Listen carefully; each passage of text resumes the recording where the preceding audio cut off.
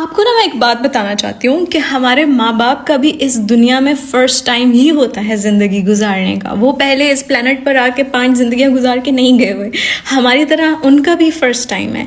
दूसरी बात ये कि जिस तरह औलाद बहुत सारी गलतियाँ करती है और माँ बाप माफ़ कर देते हैं, इसी तरह से अक्सर माँ बाप भी गलतियाँ करते हैं बहुत सारी, तो हमें उन्हें माफ़ करना चाहिए। तीसरी बात ये कि जिस तरह माँ बाप ने हमें सिखाया कि खाना कैसे है, कपड़े कैसे पहनने हैं, चलना कैसे है, लिखना पढ़ना कैसे है, और हम इस काबिल हुए कि हम इस दौर के अंदर अपनी ज़िंदगी गुजार रहे हैं, चीज़ों को समझते हैं। इसी तरह से माँ बाप एक अलग दौर से बिलोंग करते थे और अब वो एक न्यू दौर के अंदर हैं। हमने भी एक दिन ऐसे ही एक नए दौर में चले जाना है। अब चूंकि जिन लोगों को बहुत एक्सपोजर होता है, बहुत हाई इंटेलेक्ट होता है, वो बहुत ज़्यादा समझते हैं चीज़ों को, तो वो अच्छे पेरेंट्स होते हैं। वो अपने बच्चों की इन चीज़ों को समझ जाते हैं कि ठीक है, वो एक नए दौर में हैं, उनकी चीज़ें अलग हैं, उनकी लाइफ हमसे अलग है। कुछ माँ बाप ऐसे होते हैं जिन्होंने एक ट्रेडिशनल सी ज़िंदगी गुजारी होती है, इतना एक्सपोजर नहीं होता उनके पास, उनको काउंसलिंग की ज़रूरत होती है, और वो किसने देनी है?